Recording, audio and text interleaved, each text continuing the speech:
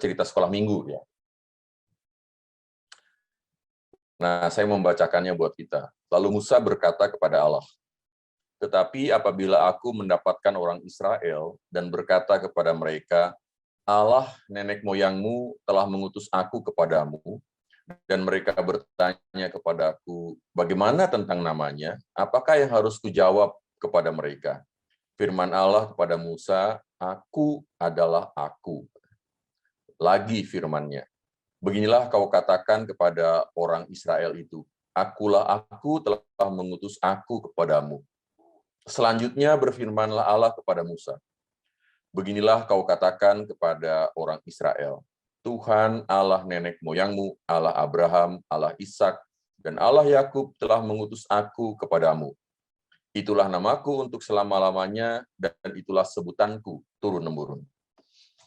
Nah, saudara-saudara, cerita ini adalah cerita yang terkenal, penggalan dari cerita yang terkenal.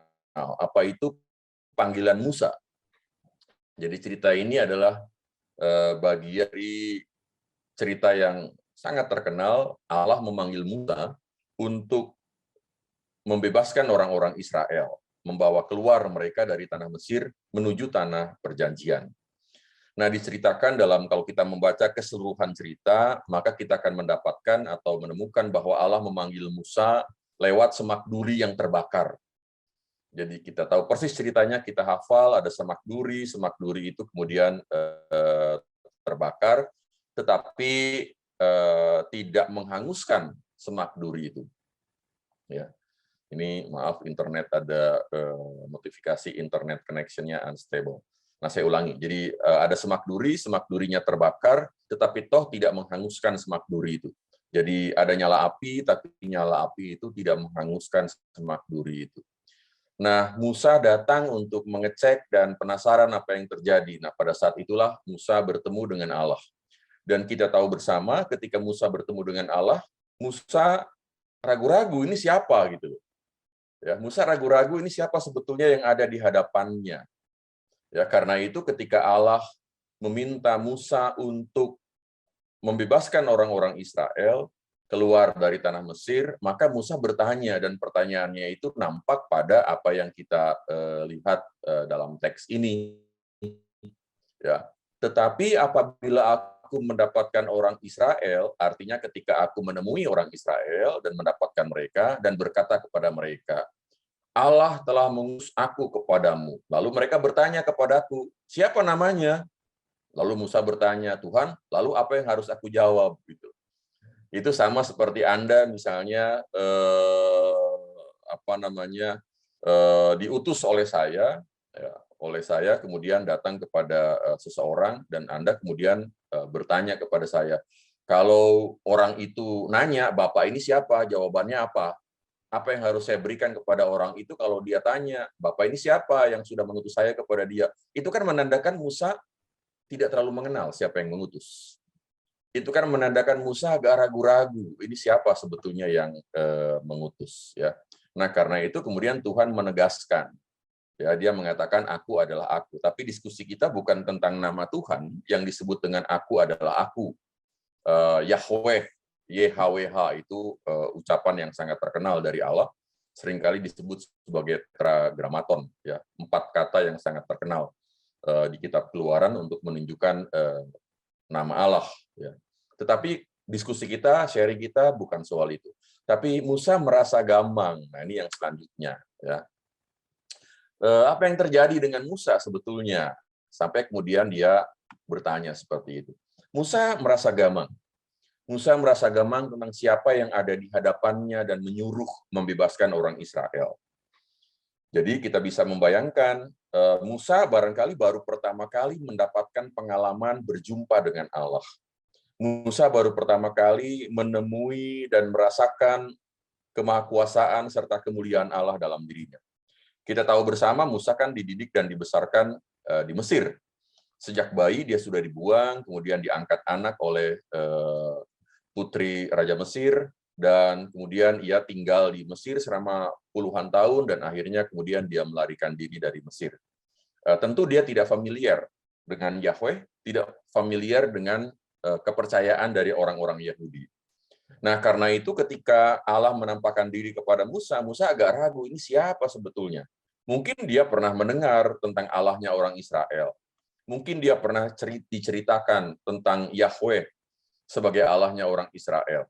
Ya, ketika di Mesir, dia bergaul dengan orang Yahudi, dia juga barangkali tahu religiusitas orang-orang Israel. Tetapi berhadapan dengan Allah, mengalami Allah secara langsung, barangkali bagi Musa bukan hal yang bukan hal yang sudah sering dia lakukan selama ini, atau barangkali bisa terjadi baru pertama begitu. Ya, karena itu dia tidak terlalu punya pengalaman yang cukup, karena itu nama Allah pun dia bertanya, kan siapa engkau? Gitu.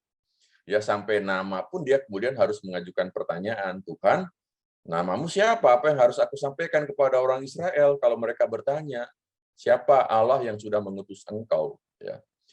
Nah, dari apa yang dialami oleh Musa, maka saya hendak mengajak kawan-kawan untuk merefleksikan bahwa sebetulnya kegamangan tentang keberadaan Allah bukan hal yang baru. Jadi kalau kita lihat dalam sejarah Perjanjian Lama atau Perjanjian Baru, kegamangan untuk merasakan Tuhan ada atau tidak bukan hal yang baru. Ya, jadi banyak orang mencoba untuk bertanya, Tuhan ini hadir nggak sih dalam kehidupan ini? Dan itu sudah terjadi bahkan sejak zaman Musa, ketika Musa merasa gamang. Nah, nanti Musa akan meneguhkan panggilan Tuhan untuk membebaskan orang-orang Israel, dan karena itu kemudian Musa menjadi sangat terkenal. Musa kemudian terkenal sebagai tokoh yang membebaskan orang-orang Israel keluar dari tanah Mesir. Ya, jadi pertanyaan tentang keberadaan Tuhan sebetulnya sudah menjadi perdebatan, percakapan, pembicaraan sejak ribuan tahun. Ya, telas ya, orang merasakan pengalaman dengan Tuhan, tetapi bagaimana ia membawakan itu saja bisa berbeda, dan karena itu berbeda, maka kemudian satu dengan yang lain bisa bercakap-cakap, bisa berdiskusi, atau pada akhirnya bisa saling menyalahkan. Nah, lalu apa yang terjadi di zaman ini? Ya, tadi saya mengajak kita untuk mengawali dari kegamangan Musa. Kegamangan Musa ketika dia berhadapan dengan Tuhan dan dia bertanya, engkau itu siapa? Atau apa yang harus aku katakan kepada orang Israel kalau mereka bertanya, siapa yang ngutus engkau? Ya, apa yang harus aku sampaikan kepada mereka? Nah, lalu kita kembali ke zaman kita. Kita bergerak dengan sangat cepat ke zaman kita, dan kita bertanya apa yang terjadi di zaman ini. Kegamangan berhadapan dengan Tuhan atau kegamangan untuk memikirkan tentang Tuhan itu bukan hal yang baru, tapi juga ada sampai dengan sekarang. Tetapi penyebabnya berbeda. Kalau Musa tadi barangkali penyebabnya karena dia lama tidak punya pengalaman dengan Yahweh. Barangkali penyebabnya adalah Musa sejak kecil dididik bukan dengan keilahian atau paham ketuhanan terhadap Yahweh sebagai Tuhannya orang-orang Israel, tetapi barangkali dididik dengan religiusitasnya Mesir, ya, bukan dalam religiusitas Yahudi. Nah, lalu permasalahannya dengan kita apa gitu? Apa sih yang menyebabkan ada banyak orang yang merasa ragu-ragu dengan Allah? Keraguan tentang Allah sebetulnya mayoritas terjadi bukan di Indonesia tentunya, tetapi mayoritas terjadi di negara-negara maju yang mau tidak mau memang akan berdampak ke Indonesia. Prosentasenya di Indonesia barangkali tidak sebanyak di negara-negara maju, tetapi itu bukan hal yang barangkali bisa didiamkan atau diacuhkan begitu saja. Nah, apa yang terjadi di zaman ini dengan kegamangan kita terhadap Tuhan? Saya mengistilahkan gamang, ya, bukan tidak percaya itu kan sudah keras ya. Tapi saya pertama kali mengistilahkan tuh gamang. Ini betul ya Tuhan ada, tidak ada, itu kan gamang namanya. Tapi belum mengambil keputusan, oh Tuhan tidak ada, itu belum. Tapi masih gamang. Ini Tuhan tuh ada nggak ya dalam pengalaman hidup saya? Tuhan itu kira-kira bisa dirasakan nggak ya oleh saya, gitu kan ya? Tuhan itu hadir nggak ya dalam hidup saya? Nah, ini kegamangan. Nah, apa yang terjadi di zaman ini? Nah, yang pertama adalah rasionalitas. Mau tidak mau kita harus mengakui bahwa saat ini dunia semakin rasional. Rasional itu artinya mengandalkan akal budi. Ya, Dunia menjadi sangat rasional. Rasional itu berarti mengandalkan akal budi, mengandalkan rasionalitas kita, mengandalkan bukti-bukti fisik untuk menandakan keberadaan semua hal. Jadi kalau saudara-saudara bergelut di bidang sains, saudara-saudara bergelut di bidang ilmu pengetahuan, maka saudara-saudara akan mendapatkan baik ilmu pengetahuan sosial maupun ilmu pengetahuan alam, maka saudara-saudara akan mendapatkan bahwa bukti fisik dalam pengertian empiris itu sangat penting. Ya, nah karena sangat mengandalkan pada bukti fisik, maka kemudian pertanyaannya adalah apakah Tuhan bisa dibuktikan tidak secara fisik gitu. Ya, apakah Tuhan bisa dibuktikan tidak? Sama seperti saya membuktikan es itu dingin. Tuhan bisa dibuktikan atau tidak? Sama seperti saya membuktikan bahwa Anda menderita skizofrenia. Saudara tahu ya skizofrenia ya, salah satu gejala penyakit jiwa. Saya bisa membuktikan Tuhan atau tidak ya, sama seperti saya membuktikan bahwa Anda kena COVID-19 misalnya.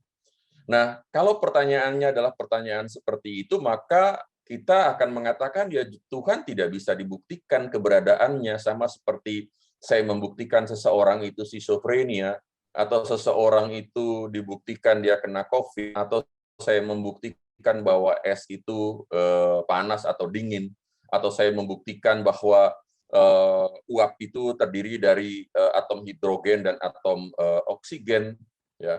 Saya tidak bisa membuktikan seperti itu. Nah, pertanyaannya kan, kalau Tuhan tidak bisa dibuktikan, apakah Tuhan kemudian tidak ada? Kalau Tuhan tidak bisa dibuktikan dengan jalan seperti itu, apakah Tuhan kemudian tidak ada? Nah, dibalik kemudian, ya. Nah, pertanyaan ini kemudian dibalik. Ya, ini internet connection saya nggak stabil lagi. Nah, saya ulangi lagi. Pertanyaan itu kemudian dibalik. Jadi kalau Tuhan keberadaannya tidak bisa dibuktikan dengan keberadaan fisik, dan karena itu maka kita mengatakan bahwa Tuhan tidak ada, maka sebaliknya ya, mereka yang menolak keberadaan Tuhan pun tidak bisa membuktikan bahwa Tuhan itu tidak ada. Ya. Jadi ini menarik gitu loh, ya, menarik berkaitan dengan Tuhan. Artinya secara tegas mau dikatakan begini kawan-kawan. Saya tidak bisa membuktikan Tuhan itu ada melalui bukti-bukti fisik empiris. Tapi sebaliknya, orang-orang yang mengatakan Tuhan itu tidak ada juga tidak bisa membuktikan ketidakadaan Tuhan secara empiris. Nangkep ya? Ya. Nah, kan? Lalu bagaimana kalau sudah begitu, gitu kan ya? Nah, bagaimana kalau sudah begitu? Jadi orang yang ngotot Tuhan itu tidak ada, kemudian kita bisa berkata, coba buktikan bahwa Tuhan itu tidak ada. Pasti bingung. Mesti bingung, gimana ya cara membuktikannya bahwa Tuhan itu tidak ada? Kenapa? Karena yang tidak ada nggak bisa dibuktikan bahwa dia tidak ada, kan? Bagaimana caranya membuktikan yang tidak ada, begitu kan ya? Nah itu, gitu kan ya. Jadi biasanya yang dituntut untuk membuktikan itu kalau kita mengatakan ada. Nah sekarang dibalik gitu loh. Mereka yang mengatakan tidak ada pun sebetulnya tidak bisa membuktikan bahwa itu tidak ada. Tidak ada pembanding. Kalau untuk urusan empiris, barangkali masih ada pembanding hal-hal yang bersifat fisik lainnya.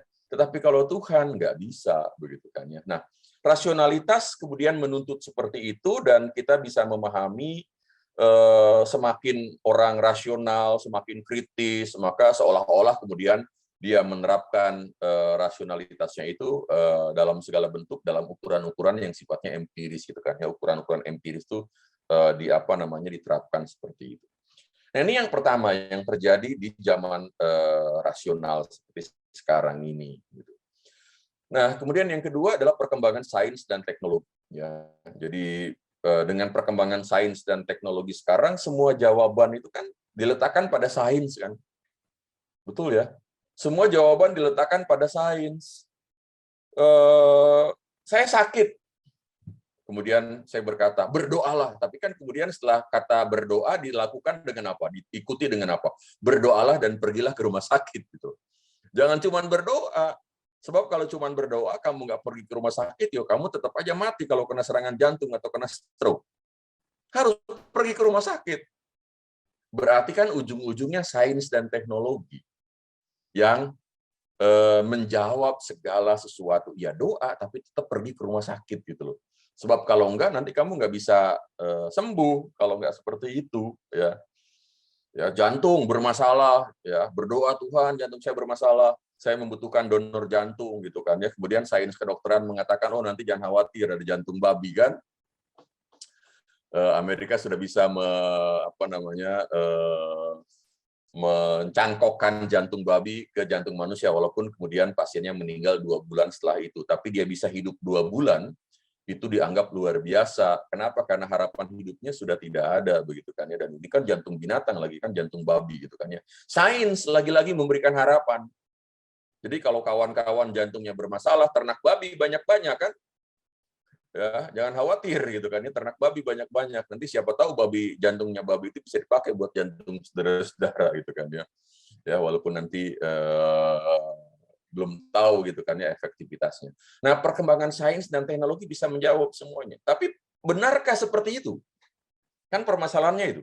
Benarkah sains dan teknologi bisa menjawab semuanya?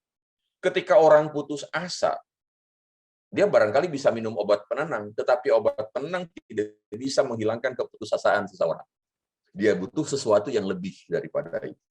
Obat penenang itu kan hanya bereaksi di saraf-saraf otak, gitu kan ya. Ya, memberikan ketenangan. Tapi manusia tidak mungkin bergantung terus-menerus pada obat penenang. Ada sesuatu dalam dirinya yang harus dia olah sedemikian rupa, gitu, yang menyebabkan dia kemudian pada akhirnya menjadi lebih dewasa, lebih matang, dan lebih bisa mengambil keputusan dalam kebebasannya. Jadi benarkah sains dan teknologi kemudian bisa menjawab semuanya? Nah, ini pun kemudian pertanyaan kritis ketika ada orang yang berkata, ya tidak perlu Tuhan. Kenapa? Karena sains dan teknologi bisa menjawab semuanya. Ketika saya di Belanda, saya ketemu orang, ya bukan orang ya, mahasiswa juga. Ketika saya di Belanda, saya ketemu seorang mahasiswa ini dari salah satu negara yang memang negara itu mayoritas menganut paham komunis. Nah, mahasiswa ini belajar teknologi informasi IT, diambil S3 IT. Nah, ketika bicara dia tanya, "Kamu ambil apa di sini?" Saya bilang ambil teologi. "Wah, kamu dari mana?" "Dari Indonesia." "Oh, di Indonesia teologi masih laku ya," katanya gitu kan ya. Saya bilang di Indonesia orang masih percaya dengan sangat kuat kepada Tuhan, dan kemudian dia berkata, "Di kami dibebaskan untuk tidak percaya," katanya. Bahkan mayoritas barangkali tidak percaya. Dia berkata begitu. Kenapa? Karena apa yang kami butuhkan semua sudah ada. Kamu butuh apa untuk bahagia, katanya. Mobil, ya bekerja, nanti akan bisa beli mobil. Kamu butuh apa untuk sembuh kalau sakit? Ya ke rumah sakit, teknologi bisa menyediakan itu. Kamu butuh apa untuk bisa berkomunikasi dengan saudaramu yang jauh misalnya? Ya teknologi informasi, katanya. Semua sudah disediakan untuk itu. Sehingga kami merasa ya untuk apa lagi Tuhan kalau semua sudah dicukupi dengan hal seperti itu. Tapi kemudian saya mengatakan, bagaimana dengan sisi-sisi berkaitan dengan harapan-harapan masa depan? Dengan problem hidup setelah mati. Kemudian jawabannya itu bukan urusan kita, katanya gitu kan ya. Itu bukan urusan kita. Nah, sementara kita orang beragama, orang percaya pada Tuhan, bukan hanya mikir soal kehidupan sekarang, tapi kita juga berharap berkaitan dengan sesuatu di masa yang akan datang. Dan teknologi belum bisa meneropong soal itu. Nah, ini yang kedua. Jadi ada perkembangan sains dan teknologi yang membuat orang kemudian lama-kelamaan tergerus pemikirannya tentang Tuhan. Sekarang ada yang disebut dengan metaverse. Gereja pun seperti itu kan, sudah mulai ada kan. Anda nggak usah perlu datang ke mana, ke gereja kan, masuk ada di metaverse. Seolah-olah Anda bisa bertemu dengan teman-teman di sana, saling menyapa, tapi identitasnya belum tentu tahu. Tapi jangan lupa bawa kolektor tetap, mau metaverse kayak, mau first-versan apa kayak, kolektor tetap. Kenapa? Karena untuk biayai yang first-versannya itu gitu kan, dari mana gitu kan ya. Jadi apapun platformnya, tetap akan ada kolektor gitu kan ya di sana gitu kan. Jadi itu perkembangan sains dan teknologi yang juga kemudian menyebabkan orang bertanya soal relevansi Tuhan. Jadi intinya adalah teknologi jauh lebih relevan daripada kepercayaan tentang Tuhan. Nah, kemudian yang ketiga adalah apatisme religius. Apatisme religius ya. Jadi acuh terhadap soal keimanan dan ketuhanan. Barangkali karena dianggap tidak relevan ya. Wah, ngapain gitu kan ya bicara soal Tuhan, nggak relevan lah. Ya, kenapa? Itu kan hanya urusan pribadimu saja, silahkan saja. Tetapi dalam lingkup sosial, dalam lingkup masyarakat, kalau kamu butuh sakit, kamu butuh sembuh ya datang ke rumah sakit, kamu butuh uang ya datang ke bank gitu kan, kamu butuh apa namanya penghidupan ya kerja begitu kan ya. Tapi ngapain datang ke Tuhan gitu kan ya. Jadi acuh gitu kan ya karena dianggap tidak relevan gitu kan ya. Atau dianggap abstrak, dianggap sulit. Ngapain tadi saya katakan di awal, ngapain susah-susah gitu kan ya mikirin Tuhan, mikirin uang aja susah gitu kan ya. Ngapain susah-susah mikirin Tuhan, kerja aja nggak beres-beres gitu kan ya, usaha aja gagal-gagal gitu kan ya. Nah, barangkali ini yang terjadi. Jadi ada juga apatisme religius ya. Jadi nggak usah mikir susah-susah lah berkaitan soal masa depan segala macam, berkaitan soal harapan kehidupan setelah kematian, nggak usah susah-susah lah mikirkan soal itu, nggak usah susah-susah lah mikirkan soal norma moral, norma etis gitu kan ya. Sejauh saya mengikuti apa namanya hukum-hukum pidana atau hukum-hukum perdata yang ada di Indonesia saja, maka segala sesuatunya beres. Oh, kan hukum sudah mengatur semuanya itu kan. Jadi nggak perlu lagi soal-soal yang berkaitan dengan Tuhan. Nah, barangkali ini 3 hal yang menyebabkan apa namanya ketidakyakinan dan kegampangan itu muncul. Apalagi diperhadapkan dengan berbagai macam penderitaan tadi yang sudah disebutkan, berbagai macam keprihatinan, gitu kan ya. Kita berdoa keras-keras juga kepada Tuhan ketika jatuh kecelakaan, juga kecelakaan. Kita berdoa keras-keras juga kepada Tuhan ketika terjadi tsunami, ya mau bagaimana lagi. Ketika Gunung Merapi meletus, kita mau berdoa jungkir balik juga, Merapi tetap meletus, karena itu sudah siklusnya. Mau bagaimana lagi, begitu kan ya. Itu yang terjadi. Lalu ngapain juga itu kan ya, pusing-pusing mikirin Tuhan. Yang relevan justru temuan sains, apa itu? Prediksi, apa itu soal obat-obatan, dan lain sebagainya. Nah, ini barangkali yang menjadi bagian dari perkembangan, ya, yang menjadi bagian dari perkembangan kehidupan kita zaman sekarang, sehingga kegampangan itu kemudian muncul, apalagi di tengah kehidupan anak-anak muda, ya. Nah, saya akan memberikan beberapa data. Ini beberapa data yang saya cari di internet. Yang pertama itu dari Fox, ya, harian atau apa namanya televisi Fox yang memberikan data seperti ini. Tapi ini dari Amerika ya, di Amerika kurang lebih tahun 2018 atau 2016 ya. Ini apa namanya survei di Amerika Serikat soal generasi Z. Generasi Z ini barangkali generasinya saudara-saudara kan, ya, generasi saudara-saudara generasi Z. Di Amerika 59% mengatakan ya mereka bagian dari kekristenan lah gitu kan ya, 59% ya. 34% mereka mengatakan ya afiliasinya itu adalah ateis, agnostik, atau ya mereka tidak tahu gitu kan ya afiliasinya apa gitu kan. Agnostik, kalau ateis saudara-saudara tahu ya, tidak percaya pada Tuhan. Kalau agnostik itu Tuhan ada atau nggak ada itu nggak ngaruh bagi saya gitu. Itu agnostik. Kurang lebih sederhananya begitu. Jadi Tuhan mau ada, Tuhan mau tidak ada, nggak ngaruh bagi saya. Yang ngaruh bagi saya itu adalah saya harus kerja keras, ilmu misalnya yang saya dapatkan di perguruan tinggi sekolah yang menyebabkan saya bisa mendapatkan pekerjaan baik, kerja keras misalnya. Nah, itu yang ngaruh bagi saya. Tapi Tuhan ada atau tidak ada nggak ngaruh bagi saya gitu kan ya. Nah, kemudian yang belum tahu gitu kan ya, apa sih sebetulnya religiusitasnya gitu kan ya. Nah, 58% itu kemudian mengatakan ya ada kebingungan dan kemudian mengatakan semua agama itu sama saja. Bahwa semua agama itu harus dihargai, saya pikir oke. Bahwa semua agama itu mempunyai percikan-percikan kebenaran, saya oke. Tetapi kalau mengatakan semua agama sama saja, saya pikir kita harus hati-hati, gitu kan ya, hati-hati. Nah, 24% kemudian mengatakan salah dan benar itu selalu berubah setiap waktu. Artinya tidak ada kebenaran berkaitan dengan moralitas yang sifatnya universal. Ya, tidak ada kebenaran yang seperti itu gitu kan ya.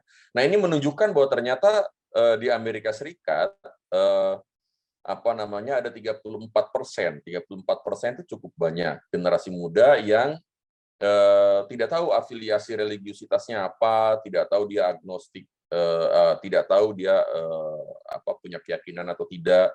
bahkan sudah menyatakan ateis dan agnostik. Ini satu survei di sana. Kemudian ada survei lainnya. Ya, ini dari Barna Institute ya, tahun 2018 ya. Ini juga perbedaan antara generasi Z yang warna biru di atas, generasi milenial kelahiran tahun 80 ya, kemudian Gen X ya, kemudian baby boomers ya, tahun 70-an ke belakang. Jadi ketika ditanya kepada mereka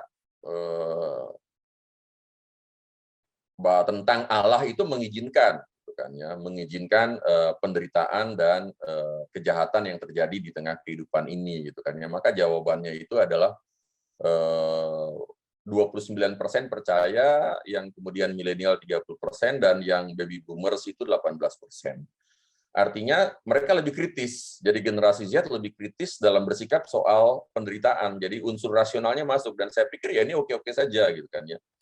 Jadi tidak melulu penderitaan itu berkaitan dengan apa ya, dosa misalnya, gitu kan ya.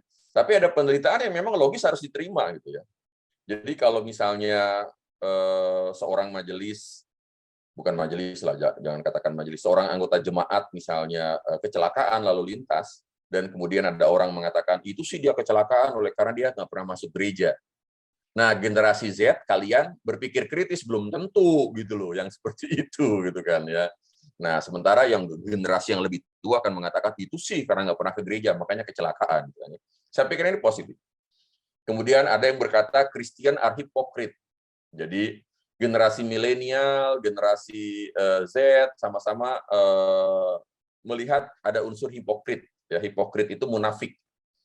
Jadi ada banyak kemunafikan di gereja, katanya. Kemunafikan itu saya tidak tahu penelitiannya tentang apa, tapi barangkali apa yang ada di gereja dengan apa yang ada di luar itu belum tentu cocok, gitu kan ya. Ngomong soal kasih misalnya, apa, gereja bicara soal kasih, tapi sebetulnya di luar dia bicaranya apa, penuh dengan kebencian, atau bahkan di dalam gereja itu pun ada banyak kebencian, gitu kan. Jadi hipokrit, gitu kan. Nggak ada usaha sungguh-sungguh untuk mengasihi secara tulus dan mau berdamai secara tulus, itu kan hipokrit ya. Nah, tentang sains misalnya, kemudian saya tidak percaya pada mitos-mitos, gitu kan ya. There are too many injustice in the history of Christianity. Ada banyak ketidakadilan dalam sejarah kekristenan, ya. Jadi ada banyak ketidakadilan dalam kehidupan bergereja, termasuk dalam sejarah gereja. I used to go to church, but it's not just important to me anymore. Jadi dulu saya sering ke gereja, tapi sekarang saya sudah tidak menganggap itu tidak penting lagi, gitu kan ya. Nah, Barna Institute mengatakan bahwa ada pergeseran yang cukup tinggi, gitu kan ya, berkaitan dengan unsur-unsur ini ya, berkaitan dengan gereja yang diisi dengan orang-orang hipokrit, artinya bosan, gitu kan. Ini masuk gereja tapi berkelahi melulu, gitu kan ya. Bosan masuk gereja, tapi lagi-lagi penyimpangan yang ditemukan di gereja itu kan ya, bentrokan-bentrokan, itu kan membuat tidak ada damai sejahtera. Kok susah banget, gitu kan. Nah, barangkali itu semua yang itu terjadi di Amerika. Saya tidak tahu di Indonesia apakah ada penelitian itu atau tidak. Tapi paling tidak juga anak-anak muda sudah mulai bersikap kritis tentang soal-soal ini. Ya, jadi banyak anak-anak muda juga yang sekarang mulai bersikap kritis soal apa? Gereja terlalu penuh dengan formalisme misalnya, dan mereka kemudian lebih senang dengan hal-hal yang tidak terlalu formal. Gereja terlalu mengikat, ya, terlalu mengikat seolah-olah tidak punya ruang kebebasan bagi anak-anak muda, dan akhirnya kemudian mencoba mencari yang lain. Waduh Pak, datang ke gereja aja pakai celana jeans dimarahi Pak, gitu kan. Nah misalnya, gitu kan ya, akhirnya membuat anak-anak muda kemudian merasa ini gereja apaan, gitu kan ya. Kalau kemudian sebentar-sebentar dimarahi, gitu kan. Nah, barangkali saya tidak tahu apakah itu kemudian muncul, tapi paling tidak gejala-gejala yang ada di Amerika Serikat barangkali juga dalam porsi tertentu bisa kita rasakan dalam konteks kehidupan kita. Nanti saudara-saudara bisa bisa diskusi, bisa kemukakan itu dalam sharing kita. Ini di Amerika Serikat. Nah, karena itu saudara-saudara, keberadaan Tuhan sebetulnya bagi seseorang, ya, bagi kita, bagi saudara-saudara, bagi saya, Itu saya berikan beberapa catatan. Yang pertama adalah keberadaan Tuhan itu adalah soal iman. Ya. Jadi pertama kali kita harus pegang itu. Jadi keberadaan Tuhan adalah soal iman, bukan soal pembuktian empiris. Jadi bukan soal apakah Tuhan itu dibuktikan sama seperti kita membuktikan jantung berdenyut atau tidak, sama seperti saya membuktikan COVID itu ada atau tidak. Ya, jadi keberadaan Tuhan adalah soal iman. Apa artinya kalau dikatakan keberadaan Tuhan adalah soal iman? Yang pertama adalah kepercayaan itu datang duluan. Jadi kepercayaan tentang Tuhan itu datang duluan dalam diri kita, dan barangkali kita belum bisa menjelaskan. Kenapa kok kepercayaan itu datang? Tetapi saya merasa bahwa ada sesuatu dalam diri saya yang bekerja, yang berkarya. Ketika saya membaca Alkitab, ada sesuatu yang bekerja dalam diri saya. Ketika saya datang ke gereja, ada sesuatu yang membuat saya merasa nyaman. Ketika saya berdoa, ada sesuatu yang membuat saya merasa tenang. Ya, kepercayaan datang duluan, tapi barangkali saya belum bisa menjelaskan gitu loh. Ya, perasaan itu datang duluan, pengalaman itu datang duluan. Ya, tapi barangkali saya belum bisa menegaskan. Ya, nah karena itu diteguhkan, kepercayaan itu diteguhkan dengan pengalaman-pengalaman. Nanti kemudian pengalaman itu setiap baca Alkitab, saya kok selalu merasa nyaman. Setiap saya selesai berdoa, saya merasa teduh. Ketika ada masalah, saya buka Alkitab, saya berdoa, saya kok merasa lebih tenang. Kemudian saya bisa menyelesaikan masalah dengan lebih baik, atau bisa berpikir dengan lebih baik, misalnya. Nah, pengalaman-pengalaman itu akan datang meneguhkan kepercayaan kita. Tapi kepercayaan itu biasanya datang duluan, sebagai bagian dari sesuatu yang ada dalam diri kita. Terlebih kita yang datangnya lewat pewarisan, kan? Ya, datangnya lewat pewarisan dari orang tua, begitu ya. Datang duluan, baru ketika kita beranjak besar, pengalaman-pengalaman kita mencoba meneguhkan itu. Nah, bagi yang tidak percaya, sebanyak apapun buktinya, juga tidak akan cukup. Bagi yang tidak percaya, mau buktinya 1 juta juga tidak akan cukup. Tapi bagi yang percaya, 1 saja sudah cukup, gitu loh. Ya, jadi bagi yang percaya 1 aja sudah cukup, bahwa itu menjadi bagian dari sesuatu yang meneguhkan pengalamannya dia. Nah, di sini saya mengutip Ibrani, ini koneksinya nggak stabil, saya ulangi. Di sini saya mengutip Ibrani 11 ayat 1. Ya, iman adalah dasar dari segala sesuatu yang kita harapkan dan bukti dari segala sesuatu yang tidak kita lihat. Ini kan terkenal sekali, kan? Ya, jadi iman itu, kepercayaan itu adalah dasar dari sesuatu yang kita harapkan. Anda berharap apa? Masa depan yang lebih baik. Dari mana harapan itu datang? Karena ada karya Tuhan yang menjanjikan bahwa masa depan itu lebih baik. Dengan cara seperti itulah saya menggarap masa kini, misalnya. Ya. Karena saya percaya bahwa ada penyertaan Tuhan sampai di masa depan, maka saya menggarap masa kini dengan cara yang lebih baik. Kenapa? Karena justru saya percaya akan penyertaan Tuhan. Iman adalah bukti dari segala sesuatu yang tidak bisa kita lihat. Ya, secara empiris Tuhan tidak bisa kita lihat. Ya, justru kalau Tuhan bisa kita lihat, mungkin saudara-saudara ragu-ragu itu Tuhan apa enggak. Pulang dari Gondomana misalnya, ada anak muda tinggal sendirian kan harus beresi segala sesuatu, lampu sudah gelap, turun tangga gitu kan ya, ketika di dekat dapur itu tiba-tiba ada sosok pakai jubah putih, rambutnya panjang gitu kan ya, tiba-tiba dia berkelebat. Mesti kan saudara-saudara menganggap itu hantu kan, bukan menganggap itu Yesus kan. Ya, padahal siapa tahu itu Yesus kan. Siapa tahu itu Yesus yang datang menemani saudara-saudara gitu kan ya, saudara yang sendirian itu. Tapi barangkali kita akan berpikirnya setan, iblis the demit yang nunggu di Gondomanan mungkin gitu kan ya, mikirnya kan seperti itu. Ya, jadi justru itu adalah bukti dari segala sesuatu yang tidak kita lihat. Yang tidak kita lihat itu bukan hanya Tuhan, tetapi yang kita lihat juga soal harapan kita akan hidup setelah kematian. Berkaitan dengan kehidupan kekal. Itu kan nggak bisa kita lihat. Ya, tapi justru itu akan menentukan cara kita hidup saat ini. Jadi Ibrani menegaskan dengan cara seperti itu. Jadi buktinya bukan soal fisik, ya. Jadi bukti keberadaan Tuhan bukan soal fisiknya Tuhan kalau menurut saya. Jadi bukti keberadaan Tuhan justru ada pada kita. Artinya apakah kepercayaan kita mempengaruhi sikap hidup kita atau tidak. Saya pikir itu justru buktinya. Karena itu kalau ada anak-anak muda di Eropa yang berkata misalnya, gereja percaya pada Tuhan yang Maha Kasih, tapi gereja sendiri kejam. Bagaimana saya bisa mengatakan Tuhan itu ada? Ya, masuk akal kan gitu ya. Ya berarti yang saya percayai kan tidak ada gitu loh. Yang saya percayai itu berarti tidak sesuai dengan realita. Kalau saya percaya Tuhan itu Maha Kasih, tapi kemudian tindakan saya tidak mewujudkan tindakan kasih, maka orang berkata, loh, sebentar, kamu itu kan percaya bahwa Tuhan itu Maha Kasih, tapi tindakanmu tidak mewujudkan itu Maha Kasih. Yang kamu percayai itu ada apa enggak sih sebetulnya? Kan wajar kalau kemudian memunculkan pertanyaan seperti itu. Jadi buktinya sebetulnya justru pada apakah kepercayaan terhadap Tuhan mempengaruhi sikap hidup kita atau tidak. Ya, ke arah yang lebih baik. Kalau kita berbuat salah, ya bertobat dan kemudian kita memperbaiki diri dengan sungguh-sungguh.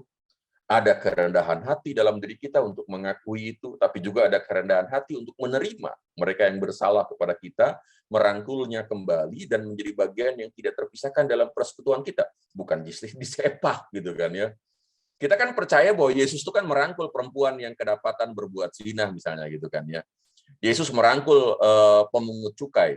Kita percaya itu. Tapi kalau kitanya nggak merangkul orang-orang seperti itu, lalu bagaimana kepercayaan kita kan itu? Ya. Jadi itu juga menjadi stumbling block seringkali, ya, menjadi batu sandungan yang kemudian menyebabkan orang bertanya soal itu. Ya. Jadi apakah kepercayaan itu mempengaruhi sikap hidup kita atau tidak? Nah, kemudian menjelaskan tentang Tuhan pun jangan diarahkan pada bukti fisik bahwa Tuhan itu ada secara fisik sehingga itu bisa masuk akal. Saya pikir tidak demikian. Tetapi menjelaskan bahwa iman kita itu masuk akal. Iman kita yang percaya pada Tuhan, sikap religius kita bahwa Tuhan itu ada, itu masuk akal. Kenapa? Karena dengan begitu hidup saya menjadi lebih tenang. Bahwa dengan itu saya kemudian punya bekal untuk menjalani hidup ini menuju pada masa depan. Dengan cara seperti itu saya bisa mengorbankan diri ya dalam kehidupan di dunia ini bagi kehidupan yang lebih baik gitu kan. Jadi jangan kemudian kita terjebak untuk mengarahkan diri pada pembuktian Tuhan secara fisik. Karena apa? Karena yang tidak percaya pada Tuhan pun tidak bisa membuktikan bahwa Tuhan itu tidak ada. Jadi bukan itu saya pikir. Tetapi menjelaskan bahwa iman kita memang masuk akal, iman kita memang membawa pengaruh yang lebih baik dalam konteks kehidupan kita. Dengan cara seperti itulah kita kemudian bergulat, bergumul, dan kemudian meneguhkan keimanan kita, begitu kan ya. Jadi kawan-kawan, kepercayaan kepada Tuhan, kehidupan iman, itu kan sesuatu yang sifatnya terus-menerus. Gitu, ya. Kita percaya pada Tuhan, tetapi proses kepercayaan itu bukan statis, tidak mandek, tidak diam, tapi dia bergerak. Dan untuk bisa bergerak, maka butuh langkah-langkah yang secara sistematis harus kita lakukan. PA seperti sekarang, persekutuan seperti sekarang, kemauan untuk bisa meneduhkan diri dalam saat-saat teduh sendiri, kemauan untuk membaca Alkitab misalnya, kemauan untuk mengevaluasi diri dan melihat apa sih yang sudah saya lakukan dan kira-kira Tuhan Yesus atau Gusti Allah menginginkan seperti apa, dan dengan cara seperti apa saya bisa mengalami perbaikan. Nah, itu memang butuh usaha kita. Ya, jadi tidak bisa dibiarkan, kepercayaan itu nggak bisa dibiarkan. Ya, butuh dari kita usaha untuk secara sistematis memelihara dan mengembangkan kepercayaan itu. Dengan cara seperti itulah kita bertumbuh. Dan dengan cara seperti itulah kemudian kita bisa membuktikan kepada orang-orang di sekitar kita bahwa kepercayaan saya kepada Allah bukan pepesan kosong, tapi dia betul-betul mempengaruhi hidup saya sedemikian rupa, dan dia berdampak dalam hidup saya sedemikian rupa. Nah, ini beberapa hal yang bisa saya sampaikan untuk bekal refleksi sharing kita selanjutnya. Ya. Jadi silakan saya kembalikan pada siapa ya? Christian, Pak. Siapa yang akan pegang? Ya, Christian ya, yang akan memandu, silakan. Ya, terima kasih Pak Wahyu untuk firman-Nya. Untuk Bapak, Ibu, dan teman-teman yang mau bertanya bisa dituliskan dalam kolom chat atau bisa on mic untuk bertanya langsung ya.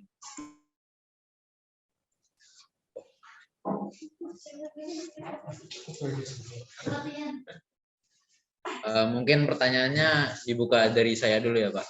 Ya, mari Chris. Jadi pertanyaannya berdasarkan dari mana dulu, telur atau ayam dulu, Pak. Jadi Tuhan kan menciptakan tumbuhan, hewan dan sebagainya. Apakah Tuhan diciptakan? Apakah Tuhan diciptakan itu? Iya, itu pertanyaan pertama. Sudah. Itu dulu, Pak.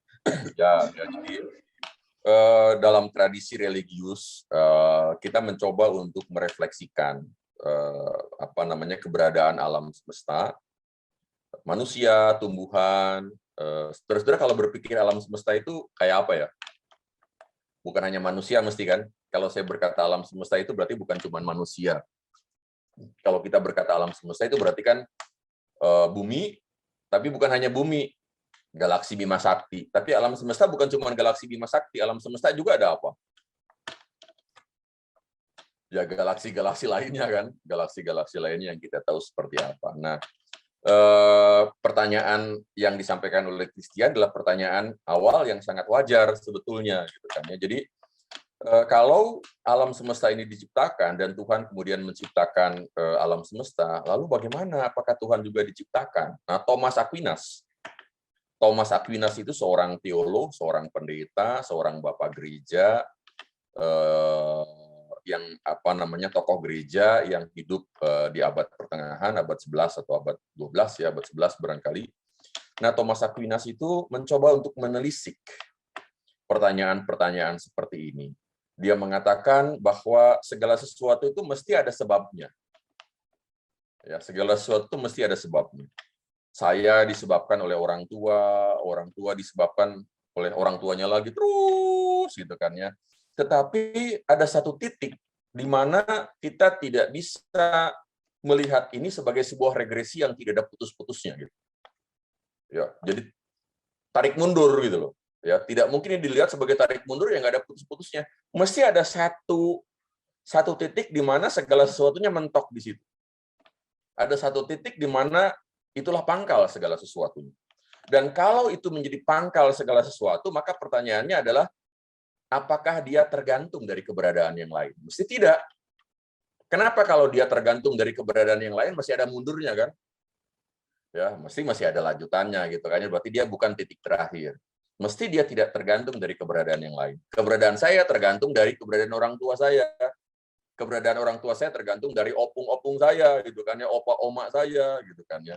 Terus sedemikian rupa. Tapi keberadaan yang terakhir ini tidak mungkin tergantung dari keberadaan yang lain. Kenapa? Karena kalau enggak akan ditarik mundur tanpa batas. Nah, keberadaan yang terakhir inilah yang tidak tergantung dari keberadaan yang lain, kata Thomas Aquinas, kita bisa refleksikan sebagai Allah, sebagai yang ilahi, katanya. Nah, itulah yang harusnya menjadi bagian dari refleksi kita, kata Thomas Aquinas, gitu. Ya, jadi kita tidak mungkin menarik regresi mundur, ya, menarik mundur terus-menerus, gitu kan, ya, dari konteks sebab akibat. Apakah penjelasan Thomas Aquinas memuaskan? Tidak 100% memuaskan, tentu.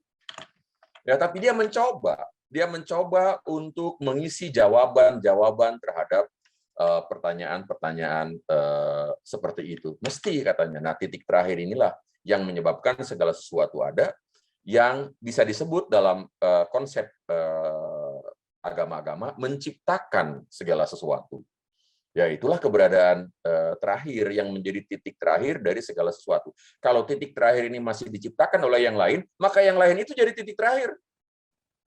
Kalau masih diciptakan oleh yang lain itu jadi titik terakhir. Carilah titik terakhirnya, maka Anda akan menemukan Tuhan. Gitu kan. Ya, kurang lebih begitu kata sang teolog ini, gitu kan, ya, Thomas Aquinas. Dengan cara seperti itulah kemudian Thomas Aquinas meneguhkan kepercayaan bahwa Tuhanlah yang menjadi sebab dari segala sesuatu, dan sebab terakhir ini memang tidak diciptakan. Jadi secara logis dia berjalan sedemikian rupa atau bertumbuh sedemikian rupa, begitu kan ya. Nah, itu yang pertama ya, berkaitan dengan pertanyaan itu. Yang kedua adalah segala sesuatu yang ada di tengah kehidupan kita itu kan sifatnya materi kan, yang kemudian bisa bisa bergeser, berubah bentuk dan lain sebagainya, begitu. Ya, materi-materi yang kemudian bisa luruh, ya, bisa luruh dan pada akhirnya hilang barangkali. Gitu kan. Pertanyaannya kan, Loh, lalu bagaimana saya bisa memegang sesuatu yang sifatnya tidak bisa luruh, yang tidak bisa hilang, yang tidak bisa mati dan bergerak pada akhirnya untuk berubah. Nah, ini pun kemudian seringkali menjadi salah satu jawaban gitu kan. Mesti ada figur, ya ada figur yang menentukan segala sesuatunya. Ya, dan figur itu tidak terikat pada dunia materi. Kita kan terikat pada dunia materi.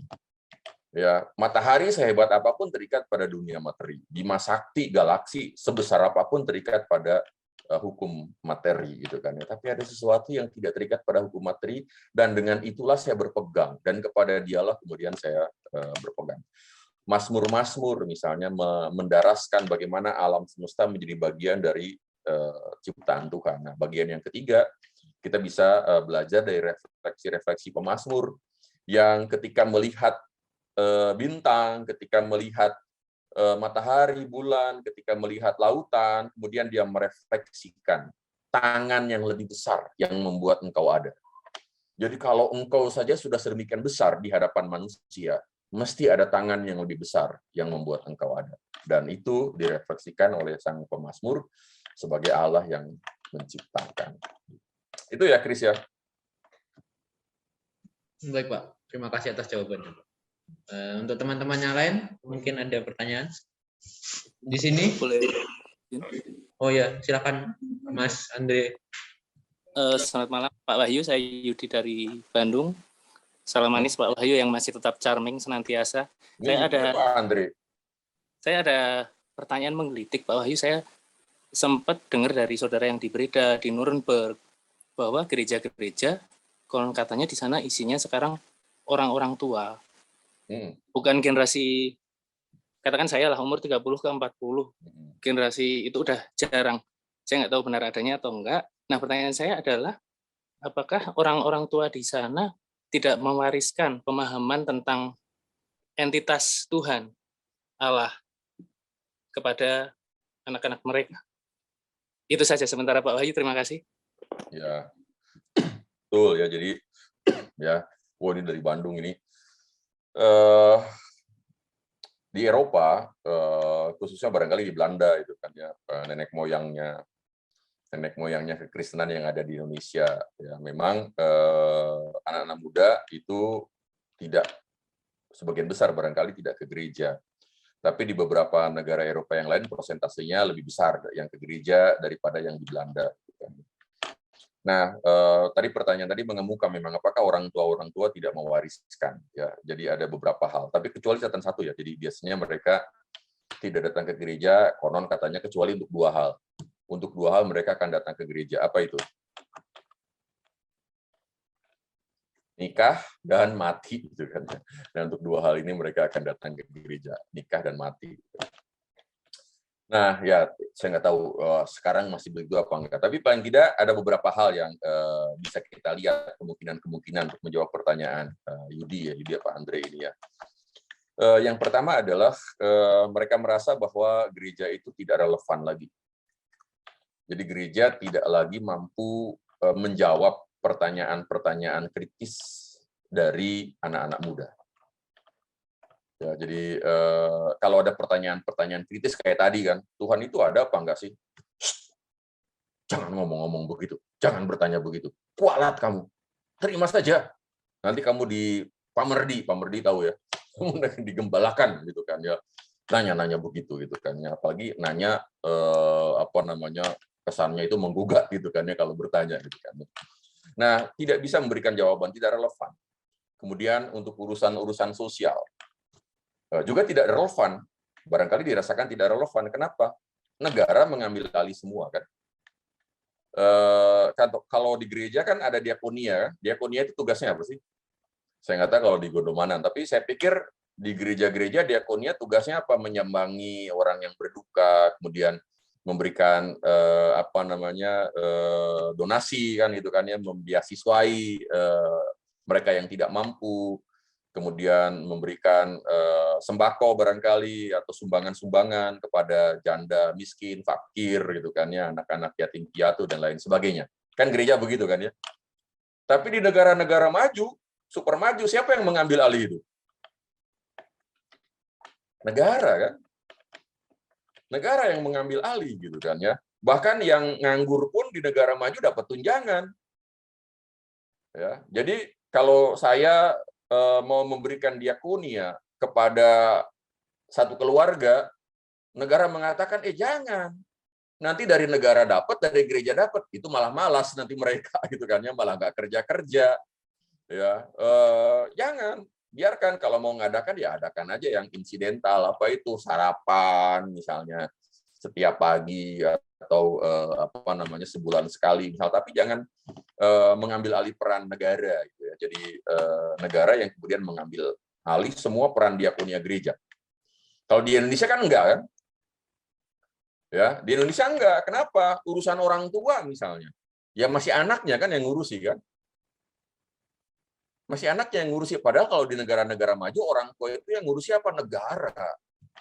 Ya, negara yang ngurusi, yang menyantuni, yang memberikan fasilitas kesehatan dan lain sebagainya. Kalau di kita kan enggak. Ya anak masih tanggung jawab anak gitu kan ya, yang memberikan bantuan kalau orang tuanya memang membutuhkan bantuan. Kalau enggak ya enggak. Bahkan ada orang tua yang masih membantu anaknya ya sampai orang tuanya sudah tua, anaknya sudah tua juga itu kan ya, orang tuanya masih membantu gitu kan ya. Jadi peran sosial itu kemudian diambil alih oleh negara dan gereja kehilangan relevansinya. Ya di Indonesia enggak, ya masih banyak orang miskin yang tidak ditanggung oleh negara. Masih banyak anak-anak yang butuh beasiswa yang tidak ditanggung oleh negara. Masih banyak janda-janda yang keleleran yang tidak ditanggung oleh negara. Ya, dan gereja kemudian memberikan bantuan, gereja memberikan diakonia. Jadi peran relevansi ini kemudian bergeser. Ya. Tapi pertanyaannya kan orang tua akan bertanya, loh, dari mana negara-negara Eropa bisa menegaskan peran sosial yang sangat besar? Dan mereka akan mengatakan, orang tua akan mengatakan dari nilai-nilai kekristenan yang menjadi fondasi sebagian besar negara-negara Eropa. Ya, biasanya kan mereka akan mengatakan begitu barangkali gitu. Nah itu jadi kehilangan relevansinya, gereja kehilangan relevansinya di tengah kehidupan anak-anak muda. Yang kedua adalah soal kebebasan dan otonomi. Jadi di negara-negara maju itu kan anak-anak atau remaja-remaja itu kan punya otonomi dan kebebasan. Atau setelah usia 17, 18, dia boleh memilih jalan hidupnya. Dia mau masuk gereja atau tidak, ya silahkan. Ya, jadi orang tua kemudian memberikan pilihan kepada gereja, kepada anak-anak muda itu. Dan di situ kemudian peran dunia sekitarnya, peran pendidikan, peran pergaulan akan sangat mempengaruhi dari anak-anak muda itu. Jadi ada otonomi, ada kebebasan. Otonomi dan kebebasan itu kan dua sisi mata uang yang berbeda gitu kan ya. Dua sisi pisau yang sama-sama tajam. Di satu pihak otonomi dan kebebasan membuat kita mandiri. Tetapi di lain pihak ada banyak orang takut dengan otonomi dan kebebasan. Kenapa? Ya nanti saya kemudian bisa menentukan jalan hidup saya dan papa mama sudah tidak lagi berhak terhadap kehidupan saya misalnya. Bisa terjadi seperti itu dengan otonomi dan kebebasan. Jadi ada masalah otonomi dan kebebasan yang memang diberikan oleh orang tua di sana. Di kita kan enggak ya. Sampai usia 24, 25 juga kalau belum menikah ya masih sama dengan orang tuanya kan, tinggal dengan orang tuanya kan. Dia masih tinggal dengan orang tuanya kalau satu kota. Tetapi di banyak negara Eropa kalau dia satu kota barangkali di situ akan pindah. Dia akan ngekos, dia akan sewa apartemen sendiri gitu kan ya, dalam rangka kemandirian itu. Tapi kalau di kita kan enggak. Apalagi kalau satu kota kan, orang yang sudah menikah saja oleh orang tuanya diminta satu rumah gitu kan ya. Jadi sudah menikah nih, sudah punya anak, tapi orang tuanya kan bilang, kamu di rumah mama saja, gitu kan ya. Ya ngumpul, gitu kan ya, rame-rame, kan anget, gitu kan ya. Tapi kan kemudian konfliknya muncul lagi, gitu kan ya. Itu karena apa? Benturan kebebasan itu, benturan otonomi, gitu kan. Nah, di negara-negara Eropa tidak seperti itu. Nah, barangkali dua hal ini, selain tadi yang sudah saya sampaikan, rasionalitas, ya sains, ya perkembangan sains, itu yang juga mempengaruhi mereka. Tetapi seringkali yang kemudian dirasakan yang sangat perlu untuk dipikirkan oleh gereja itu adalah soal relevansi. Gereja itu relevan apa enggak sih? Kalau relevan, di bagian mana gereja itu relevan? Kan pertanyaan susah. Relevan nggak sih gereja bagi anak muda? Kalau relevan, untuk apa? Apakah untuk mengekang? apakah untuk diikat atau untuk apa gitu. Gereja relevan nggak bagi Anda? Tapi yang harus jawab bukan Anda. Yang harus jawab siapa? Ya gereja gitu kan ya. Yang harus jawab adalah gereja. Nanti Anda yang bisa mengkonfirmasi relevan gereja itu relevan apa enggak, melalui apa, program dan lain sebagainya, cara berpikir, kemudian cara merespon, merangkul dan lain sebagainya, relevan apa enggak gitu kan. Nah itu ya yang bisa saya sampaikan.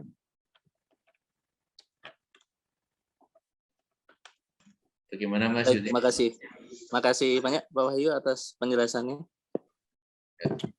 Mungkin ada teman-teman lain atau Bapak Ibu, Mbak Dewi, Bu Heri, Pak Heri.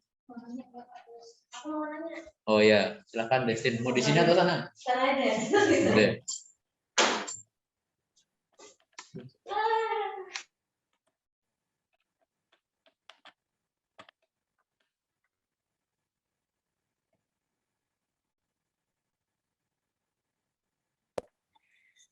Selamat malam, Pak Wahyu. Perkenalkan, saya Destin, anak Orempa.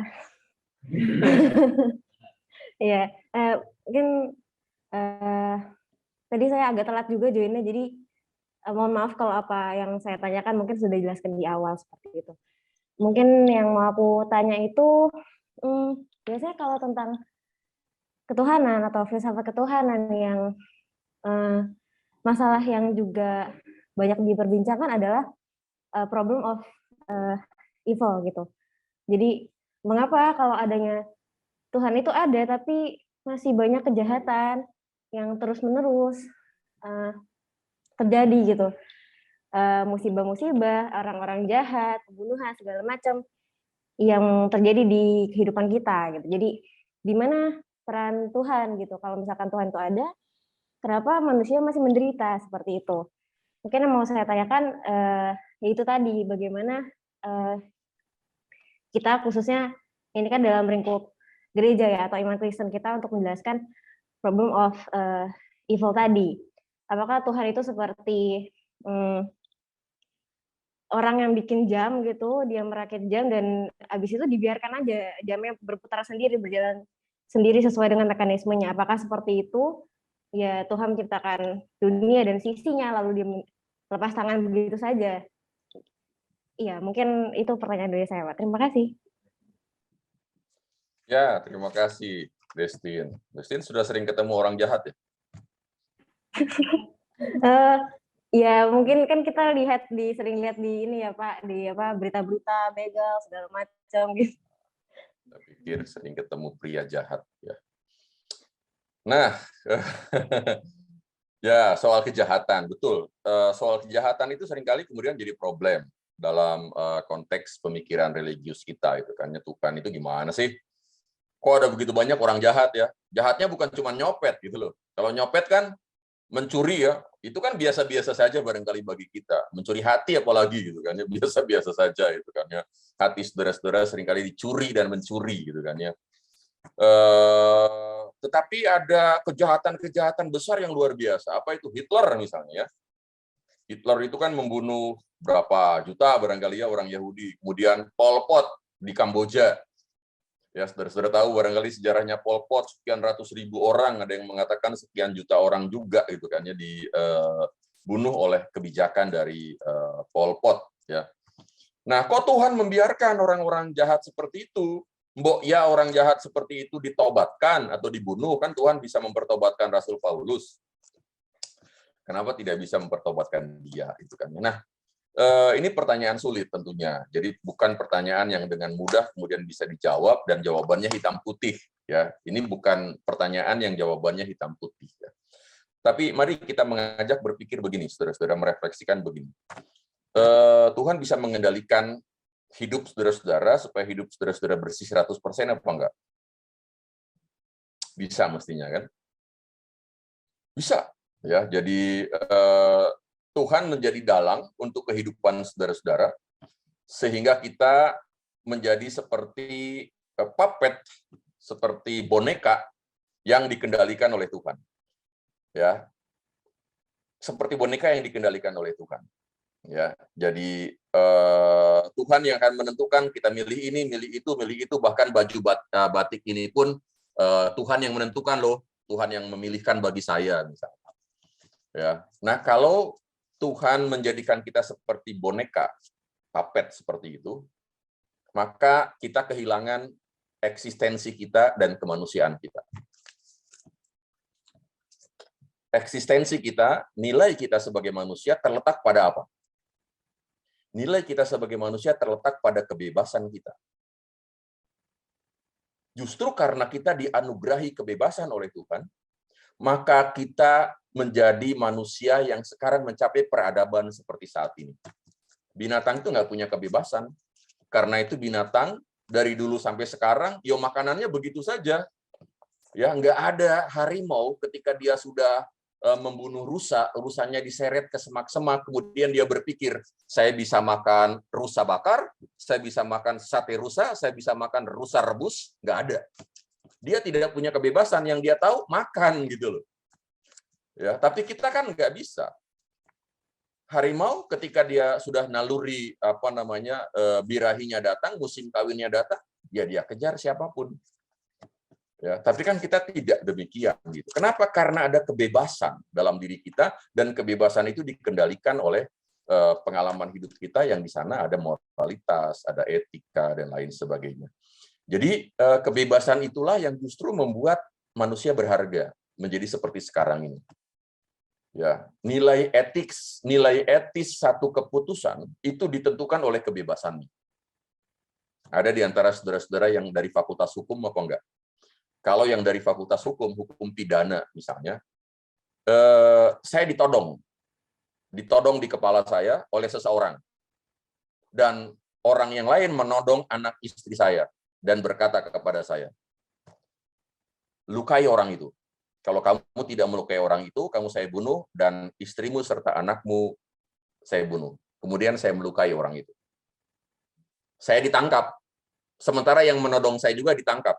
Menurut saudara-saudara, siapa yang hukumannya paling besar? Yang paling banyak hukumannya?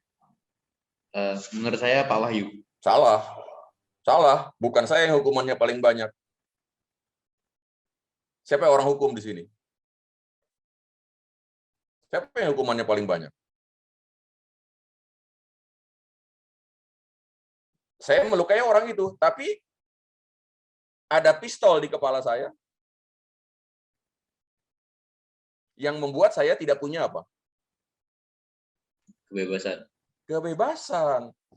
Kalau hakimnya dan jaksanya betul, dia akan menghukum yang menodong saya lebih banyak daripada saya.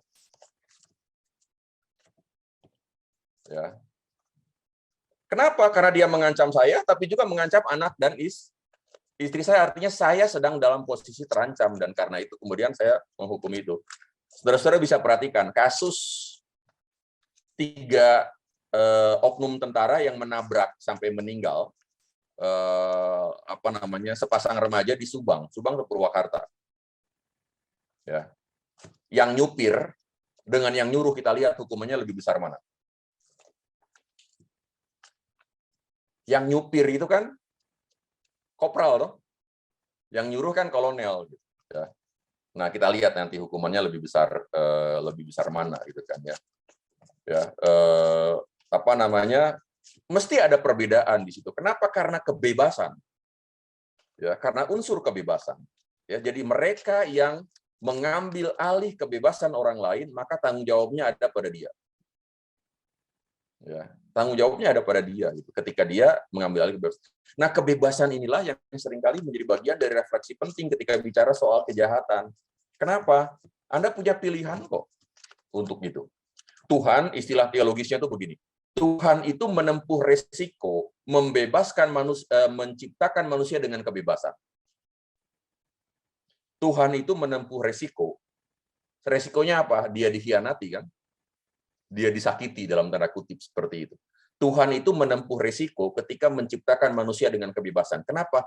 Karena dengan kebebasan itulah Tuhan menginginkan manusia berharga dalam keputusan-keputusan yang dia ambil, menjadi orang yang lebih dewasa dan menjadi orang yang kemudian bisa mengembangkan potensi-potensi yang Tuhan berikan kepada dia.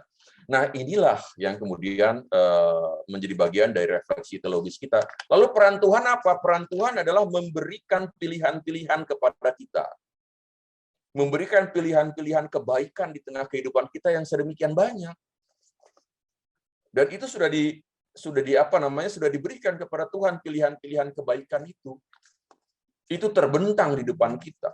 Peran Tuhan apa? Menganugerahkan kita kemampuan untuk menganalisis dan memetakan permasalahan.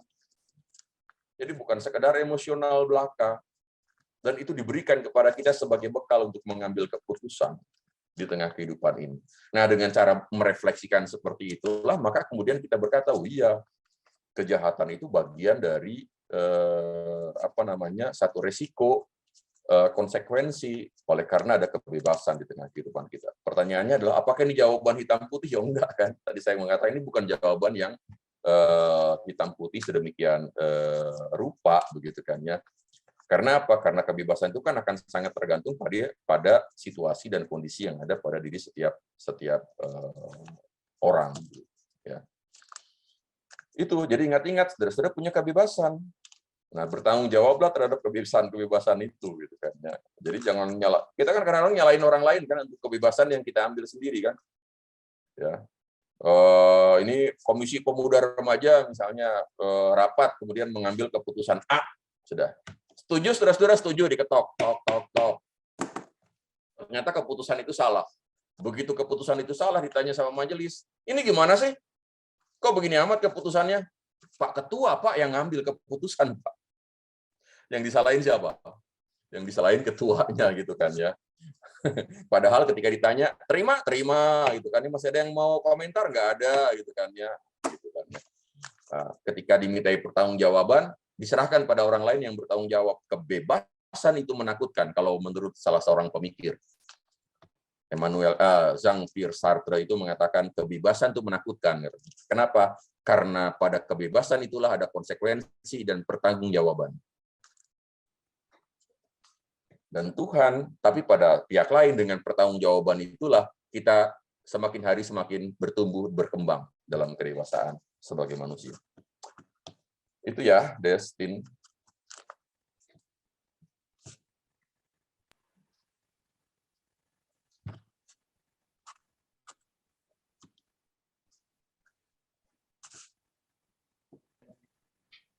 Mari teman-teman, kami membuka 2 pertanyaan lagi.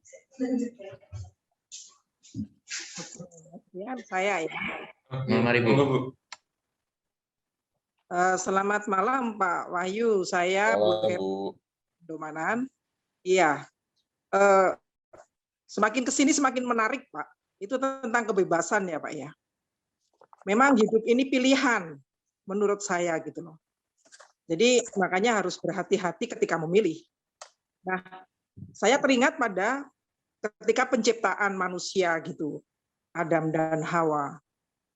Adam itu secara langsung menerima perintah dari Tuhan untuk jangan makan dari buah pengetahuan baik dan jahat ya. Gitu. Tetapi kenapa justru itu yang dilakukannya? Sementara Tuhan sebetulnya kan yang diinginkannya itu Adam dan Hawa itu makanannya dari buah pohon kehidupan ya Pak ya gitu. Tapi yang diambil justru yang dilarang, yang buah dari pohon pengetahuan. Nah itu dari situ saya tadi terus ke belakang menerimanya. Memang betul. Hati-hati dengan pilihan itu. Nah ini yang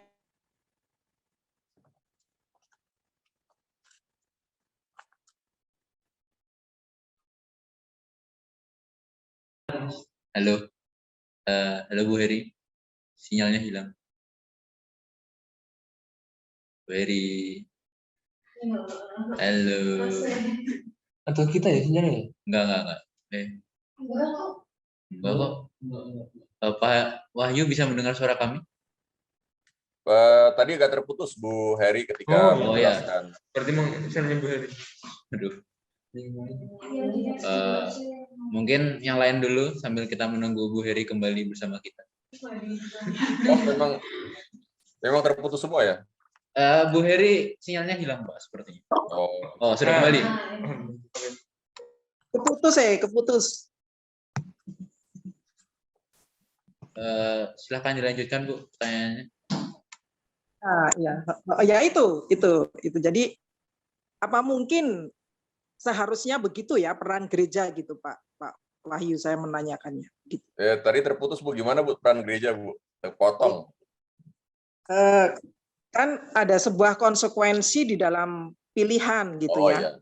Iya. Ya, jadi supaya kita sebagai jemaat warga gereja gitu supaya tidak salah di dalam memilih, itu mungkin baik seandainya itu ada di dalam persekutuan itu gitu. Jadi dipersekutukan sehingga ketika memilih tidak memilih jalan yang salah.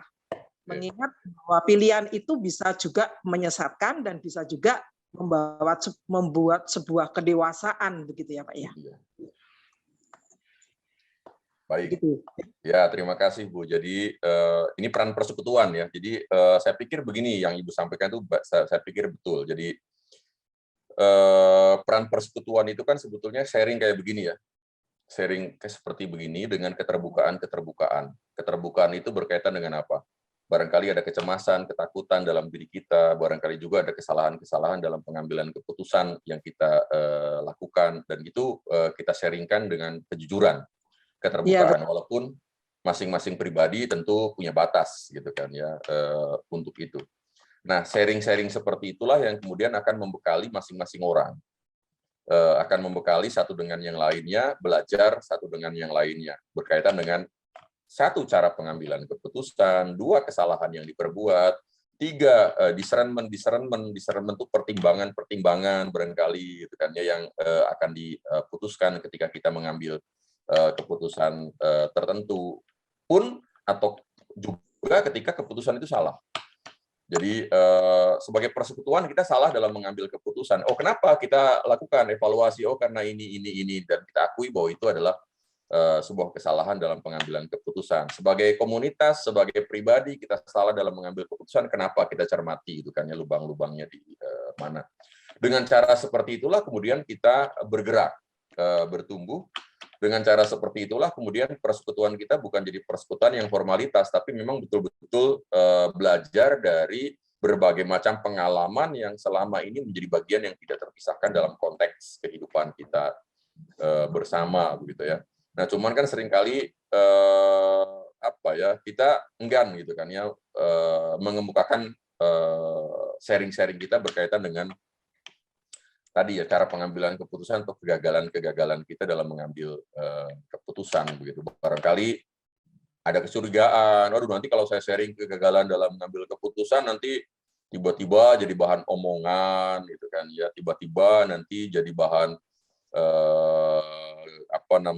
gosip begitu kan ya, dan lain sebagainya. Nah, barangkali ada ketidakpercayaan seperti itu yang bisa jadi menghalangi kita untuk bisa saling belajar dari keputusan-keputusan yang kita ambil.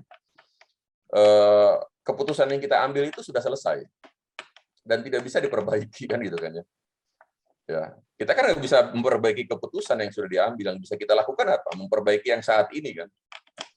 Atau bukan memperbaiki, yang bisa kita lakukan adalah menggunakan kesempatan kita untuk saat ini sebaik-baiknya. Tapi sesuatu yang sudah lewat ya sudah gitu kan ya. Kita hanya bisa belajar dari sesuatu yang sudah lewat begitu. Nah, cara kita belajar seperti apa? Salah satunya dengan tadi melihat kembali pilihan-pilihan yang selama ini sudah kita ambil dan membentuk kita sampai kita menjadi seperti saat ini gitu. Bukan berarti mau kembali ke masa lalu, tidak, tapi justru untuk mempersiapkan masa kini dalam harapan-harapan di masa yang akan datang. Gitu ya. Ya, baik-baik. Terima kasih Pak Wahyu. Satu pertanyaan lagi mungkin teman-teman. Dari Mbak Dewi MPP mungkin. Atau Pak Herka. Atau mungkin Saudara Steven. Diam-diam baik. Oke, ditinggal ternyata. Atau mungkin Saudara Nanda.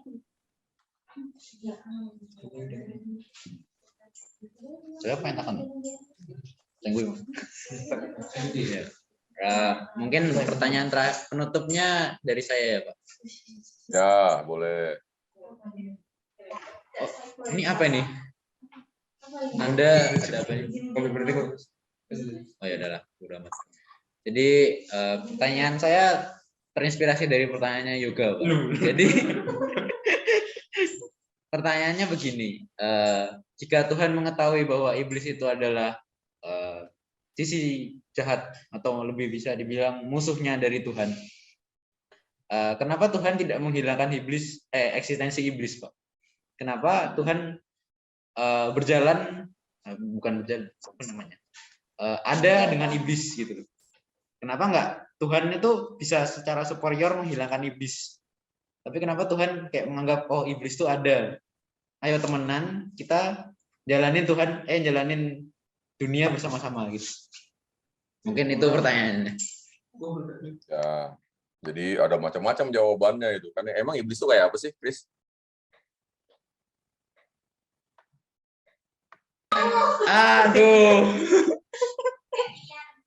Aduh, iblis kayak saya sendiri gitu. Oh iya, kita juga nggak tahu iblis kayak apa itu kan, iblis bisa lain.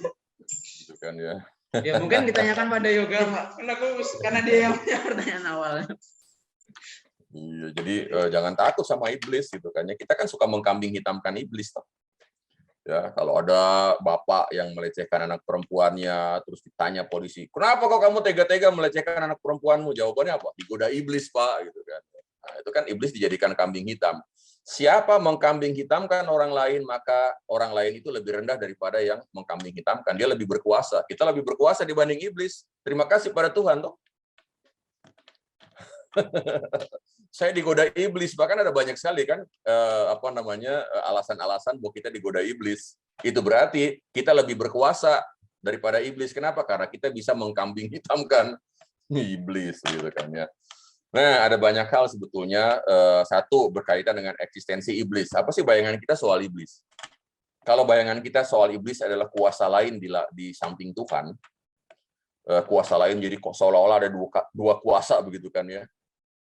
Berarti kan bukan cuma Tuhan satu-satunya penguasa tunggal dalam kehidupan ini kan. Berarti kan ada yang lain begitu kan ya. Nah, itu ya. Jadi tapi juga kita bayangan yang kita tentang jadi ada kuasa lain yang kemudian seringkali menggoda manusia itu kan ya, membuat manusia melangkah ke hal-hal yang buruk gitu kan ya. Itu oknum gitu kan. Jadi iblis itu sama seperti oknum pribadi, sama seperti pribadinya Tuhan gitu. Nah, kalau kita berpikir seperti itu, berarti kita berpikir ada dua kuasa di dunia.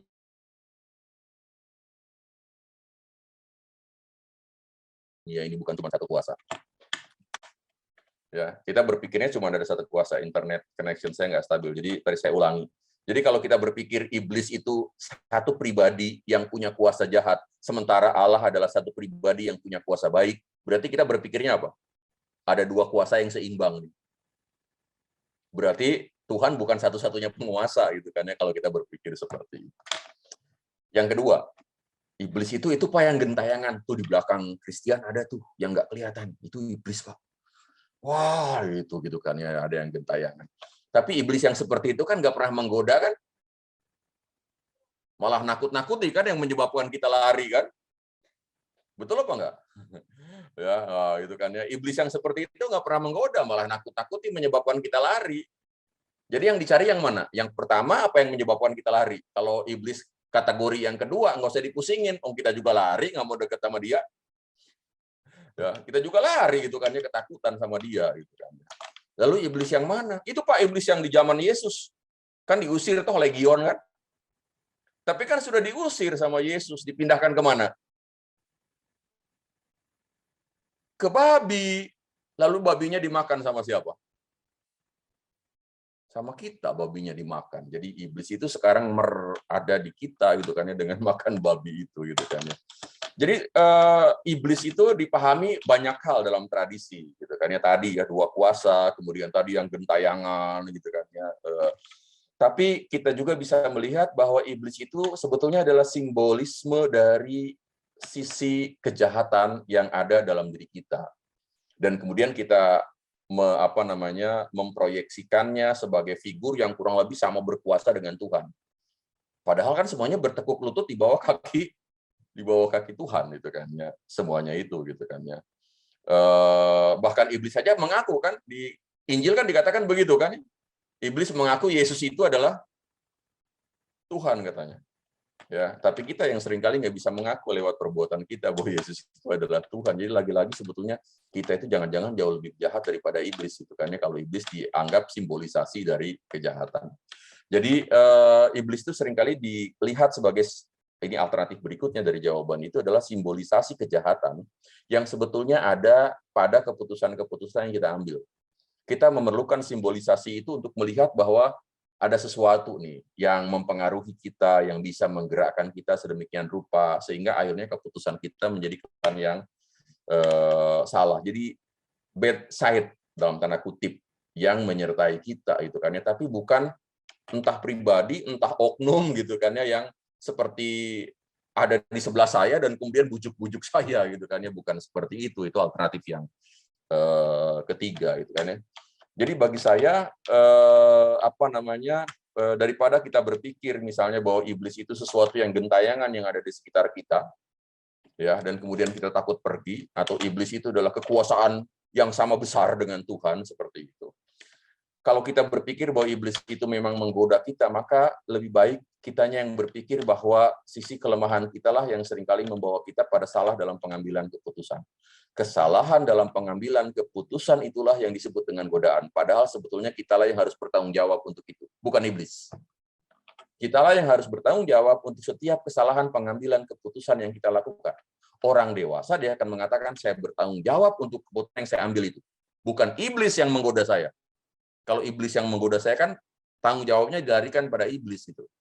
Saya kan manusia lemah, Pak, yang bisa digoda oleh iblis gitu loh. Enggak gitu. Ya, harusnya kan enggak seperti itu. Itu ya, Chris. Jadi jangan takut, Chris. Di belakangmu tidak ada sesuatu kok. Oh, dilihat-lihat terus gitu kan ya, sama yoga itu. Baik, Pak. Terima kasih untuk jawabannya. Terima kasih sudah menemani firman dan diskusi pada malam hari ini.